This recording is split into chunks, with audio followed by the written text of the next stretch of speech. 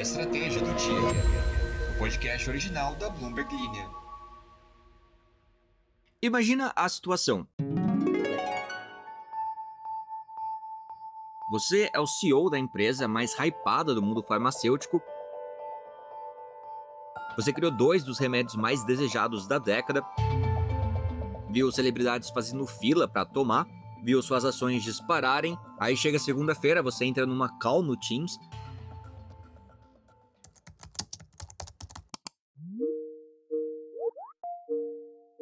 Achando que vai discutir pipeline de novos lançamentos e ouve...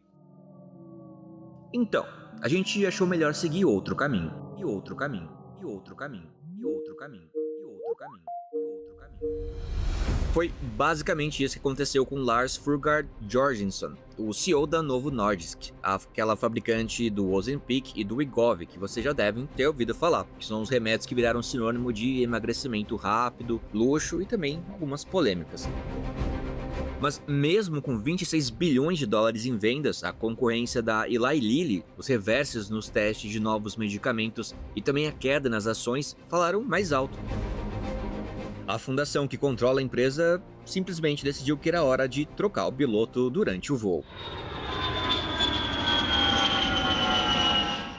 Hoje eu vou te contar então como que foi o bastidor dessa demissão que aconteceu na semana passada, mas que foi bem polêmica e tem uma história muito interessante por trás. E também o que isso releva sobre o futuro da guerra contra a obesidade, onde aparentemente nem sempre quem chega primeiro fica com o mercado. Qual que foi a última vez que você fez uma compra emocional? Aquela coisa que você certamente não precisava, talvez você nem poderia ter comprado, mas que mesmo assim você foi lá e comprou. Comenta aqui, deixa nos comentários o que você comprou que você não deveria. Olha, no meu caso, eu posso contar que foi um cacto. Um cacto de 2 metros. Eu simplesmente cheguei com ele no meu apartamento um dia. Minha namorada ficou assustada.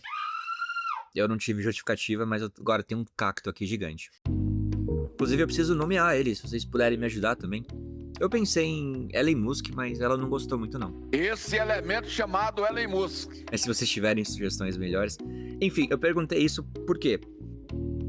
Porque enquanto os governos brigam com tarifas, cadeias produtivas, discursos diplomáticos, a geração Z da China tá preocupada com outra coisa: completar a coleção do boneco Labubu antes que acabe no site. Eu não sei se você já ouviu falar desse boneco, mas se você não conhece, procura Labubu. Olha, o que acontece é que a segunda maior economia do mundo tá tentando se reinventar. E olha só, quem tá segurando a barra são os jovens, que economizaram com coisas talvez mais importantes para poder gastar o salário inteiro em chá com glitter, figurinha de K-pop e brinquedo colecionável. Sério, procura lá, Bubu, negócio bizarro. Enfim, hoje a gente vai falar sobre como a geração Z virou um motor de consumo emocional na China e tá mexendo com a bolsa de valores, os lucros de grandes empresas e a paciência dos pais que não entendem porque alguém pagaria 9 mil dólares em cards de ídolos coreanos. Caso você não siga a gente, você pode seguir, é só clicar no perfil aqui e colocar para seguir para ficar atualizado todos os dias do que acontece no mundo dos negócios e finanças. E caso você não tenha avaliado a gente no Spotify, você pode fazer isso também. Clica no nosso perfil, aí você pode avaliar a gente. Então vamos para o episódio. Bora começar com a história da Novo Nordisk. Olha só, a gente tem acesso a uns bastidores bem interessantes sobre o que rolou e vamos começar aqui contando. Olha, quando o presidente da Novo Nordisk, o Lars Fruergaard Jørgensen, entrou numa videochamada pelo Teams com o chefe do conselho da empresa, o Helge Lund, ele achava que seria só uma conversa normal, aquelas que você tem diariamente no trabalho. Mas, para surpresa dele, Lund basicamente disse que era hora dele sair da empresa. Isso aconteceu depois de um ano difícil para a farmacêutica dinamarquesa. O preço das ações da empresa despencou 53%. Os testes com novos remédios para emagrecer, eles não deram o resultado esperado. Para piorar, a concorrente Eli Lilly começou a avançar forte com seus próprios medicamentos. A fundação que manda na Novo Nordisk ficou insatisfeita com a direção que a empresa estava tomando, basicamente isso, e deixou isso claro para o conselho da empresa. E foi aí que a Novo Nordisk anunciou publicamente que Jorgensen seria substituído. Para você ter uma ideia da importância dele, do ex-CEO para a empresa, vale lembrar que ele foi simplesmente o responsável por levar ao mercado dois dos remédios mais famosos e lucrativos da última década. Primeiro, o Ozempic, para diabetes tipo 2, e o Wegovy para a obesidade, que juntos venderam mais de 26 bilhões de dólares e viraram febre entre celebridades e até tema cultural em vários lugares do mundo, dando início também até a expressão cabeça de Ozempic aí para algumas pessoas, algumas celebridades. Jorgensen, de 58 anos, disse em entrevista à Bloomberg News que respeita a decisão. Ele disse assim, olha só, abre aspas, faz parte do jogo, não sou eu quem deve julgar os critérios, fecha aspas. Olha só, a decisão pegou o mercado e o próprio executivo de surpresa. Jorgensen trabalhava na empresa desde 1991.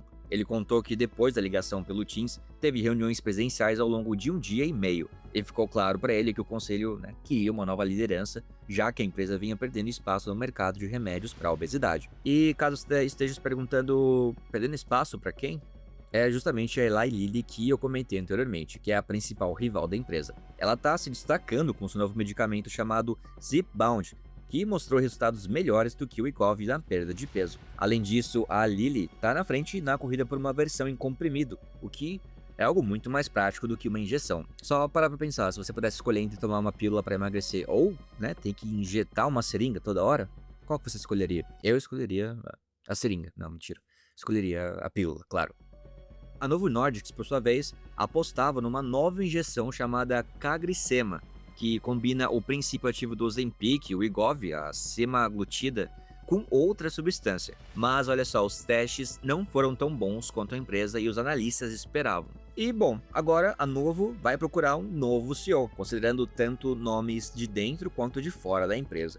E isso é algo inédito. Em 100 anos de história, todos os presidentes da empresa vieram de dentro da casa. Durante uma reunião com investidores, o presidente do conselho, Helge Lund, disse que a estratégia da empresa não vai mudar, mas numa entrevista separada, ele foi um pouco mais cuidadoso nas palavras e afirmou que o plano de jogo precisa se adaptar ao mercado e ao que está acontecendo ao redor.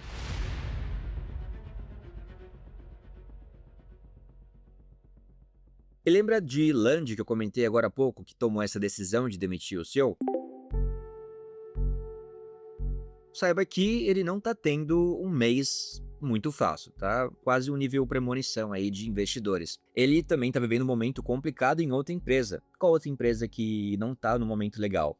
Aquela gigante do petróleo, a BP, lá do Reino Unido. Pois é, ele anunciou no mês passado que vai deixar a presidência do conselho da BP. Isso porque a empresa passou por várias mudanças de rumo e perdeu a confiança de investidores. O valor de mercado da BP caiu de 106 bilhões de dólares para 78 bilhões de dólares desde que ele assumiu o cargo. A saída de Jorgensen é, olha só, algo inédito para uma empresa que sempre se orgulhou de ter estabilidade. Mas isso acaba mostrando o peso da Fundação Novo Nordisk, que é a principal acionista e tem a grande influência nas decisões. A fundação controla a empresa mesmo tendo apenas 28% das ações no papel, porque tem 77% no poder de voto. E bom, Jorgensen é um típico funcionário da Novo Nordisk, que ele passou praticamente a vida toda na empresa, que sempre foi referência em remédios para diabetes, especialmente com a insulina. Quando ele virou CEO em 2017, a empresa começou a mudar o foco também para tratamento contra a obesidade. O Ozempic foi lançado nos Estados Unidos em 2018, depois, em 2021, veio o Wegovy, focado exclusivamente na perda de peso. E, gente, foi aí que as ações da empresa dispararam quando o mercado percebeu que esses novos remédios criaram uma nova era no combate à obesidade. Em 2023, a empresa ainda provou que o Wegovy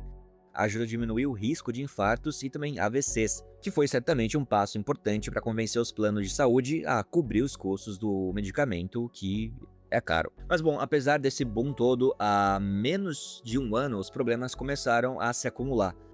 A Novo Nordisk teve que se defender no Congresso dos Estados Unidos por causa dos preços do Ozempic e do Wegovy, que, como eu disse, são altos. Jorgensen chegou a ser interrogado por Bernie Sanders, senador democrata conhecido por criticar grandes empresas. Logo depois, os testes com o novo medicamento CagriSema, eles decepcionaram, como eu comentei. Enquanto isso, a Eli Lilly começou a registrar ótimos resultados com seus medicamentos. Outro problema, outro que eu não tinha comentado ainda. A Novo teve dificuldade para entregar o Wegovy na quantidade que o mercado pedia. Isso fez com que médicos começassem a trocar o remédio pelo concorrente Zepbound. Como explicou o analista Ivan Segerman, assim, se o médico prescreve o Wegovy e o paciente não acha o remédio na farmácia, ele vai acabar mudando para o Zepbound.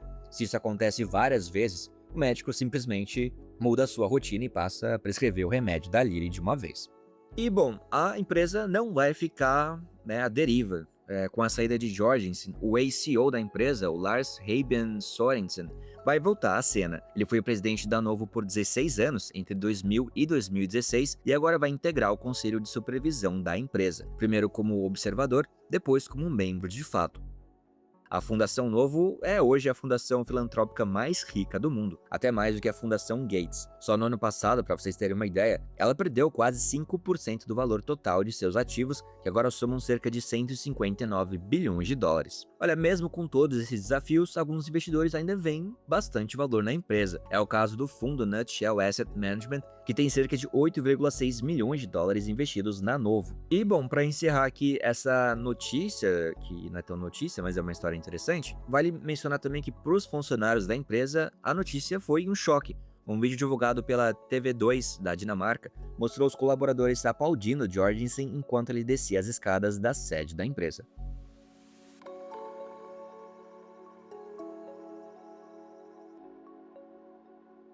E bom, vamos falar agora de China. Como que os Gen Z de lá estão gastando dinheiro com coisas supérfluas, mas, isso tem salvado aí o país de alguma forma. Olha, vale mencionar que a China está tentando amenizar os efeitos negativos das tarifas de importação que vieram principalmente dos Estados Unidos. A gente já viu essa história nas últimas semanas. E a ajuda inesperada está vindo da geração Z, os jovens chineses nascidos entre 1995 e 2010. Inclusive, tem Gen Z aqui no podcast? Você nasceu entre 95 e 2010? Se sim, comenta aqui. O que acontece é que esses chineses, que nasceram em 95 e 2010, eles estão gastando bastante em coisas como brinquedos, joias estilosas e muito, mas muito chá com leite. Mesmo com uma economia ainda meio travada, as empresas que conquistaram o coração e o bolso desses jovens estão surfando uma onda de lucros. Algumas das favoritas são a Pop Mart, que vende brinquedos colecionáveis, e a joalheria Laupo Gold e a rede de bebidas Mishri. As ações dessas empresas estão bombando na bolsa de valores chinesa. O que acontece é que esse movimento de consumo interno virou prioridade número 1 para Pequim. Como a China está enfrentando dificuldades para crescer com exportações, isso por causa das tensões com os Estados Unidos, o país agora quer estimular mais o consumo interno. Ou seja, que os próprios chineses comprem mais dentro do próprio país. O crescimento dessas empresas também mostra uma coisa. Olha só, ainda dá para ganhar muito dinheiro com a bolsa de valores da China, mesmo com os custos causados pela guerra comercial. Quando os Estados Unidos e a China deram uma trégua nas tarifas, o mercado até respirou. Mas quem já tinha apostado nas empresas queridinhas da geração Z estava bem à frente da curva. Olha, vamos entender um pouco do perfil desses jovens chineses. Vale ressaltar que eles têm hábitos, meio extremos. Eles economizam em coisas do dia a dia, tipo usando cupom para pagar menos no chá ou comprando noodles baratos, aqueles macarrões instantâneos, mas não pensam duas vezes antes de gastar centenas ou até milhares de dólares em hobbies e paixões. Brinquedo, produtos de celebridade, joias com design diferente e tudo que pais e tios achariam besteira. E na real é que eles não são tão diferentes assim da geração Z dos Estados Unidos ou até do Brasil. Eles também bebem menos álcool, gostam de pechincha, não pensam muito em comprar imóvel e investem pesado em coisas que têm valor emocional ou sensorial. Como disse um gestor de fundo na China, o novo consumidor é mais indulgente consigo mesmo. Ele gasta no que dá prazer e não liga tanto pro preço. Ou, traduzindo aqui, se for fofo, divertido ou famoso no TikTok, pode custar o que for, não importa. Quer um exemplo? Olha só, Liu Mencho, uma jovem de 26 anos que trabalha com e-commerce, compra chás baratinhos com desconto, mas também já gastou o equivalente a quase 50 mil reais em cards de ídolos de K-pop. E gente, eu tô contando essa história pra vocês, mas é claro que só a geração Z não vai salvar a economia inteira da China. O país ainda tá se recuperando da crise do setor imobiliário, luta também contra a deflação e ainda sofre os efeitos das tarifas dos Estados Unidos. Mesmo com uma pausa recente nas cobranças, o dano já foi feito e um acordo permanente ainda parece distante. E, além disso, os gostos da geração Z mudam rápido e são bem variados. Então, é difícil prever quais empresas vão se dar bem. Tem empresas de brinquedo como o Pop Mart, rede de bebidas como Mitsui, mas quem acertou a aposta, só nesse ano, 5 dessas empresas já dobraram de valor na bolsa. A marca de maquiagem Mal Geping subiu quase 80%. A marca de chá Auntie Jenny abriu a capital recentemente e já subiu 13% também. Essas empresas, de certo, souberam ler muito bem o comportamento do novo consumidor e estão colhendo os frutos. Pop Mart, por exemplo, valia menos que a Mattel, que é dona da Barbie, ou a Hasbro, de brinquedos como Monopoly e Transformers. Hoje, ela já vale mais que as duas juntas. A Laup Gold, que era a joalheria que eu comentei agora há pouco, era bem pequena perto de outras joalherias e agora tem valor de mercado maior, mesmo tendo muito menos lojas. E olha, as empresas na China tão doidas para surfar esse hype da geração Z. Do lado dos investidores, a escolha tá ficando clara. Os produtos que faziam sucesso com a geração anterior acabaram perdendo força. A Keweishao Maltai, fabricante de um famoso licor chinês, perdeu um terço do valor desde 2021.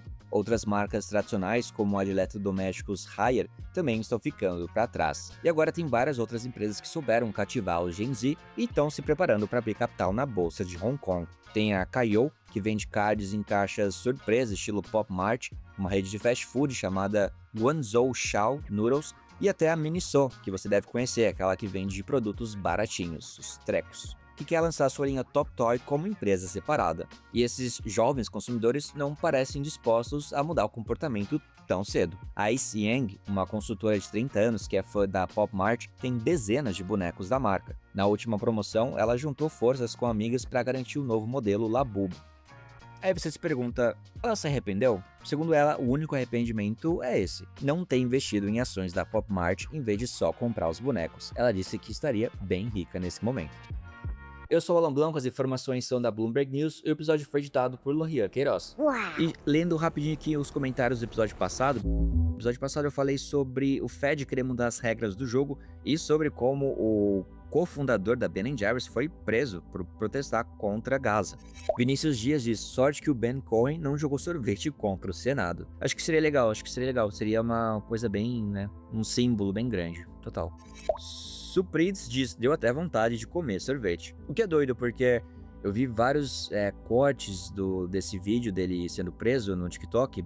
Ele mesmo postou no X, no Twitter, e os comentários são todos do tipo: oh, de repente me deu a vontade de comprar Ben & Jerry's, ou agora eu sinto que eu posso bancar Ben & Jerry's. Então, eu pessoalmente sinto que nas redes sociais tá tendo um efeito positivo aí com a geração Z, com os usuários de TikTok. Provavelmente não foi nada intencional, não acredito que ele tenha feito isso para vender mais sorvete, mas acaba reforçando também a missão da marca.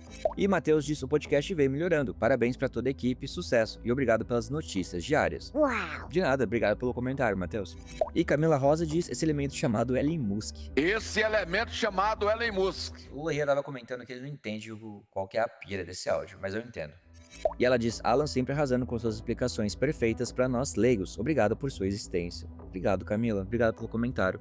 Adoro comentar aqui com vocês as notícias.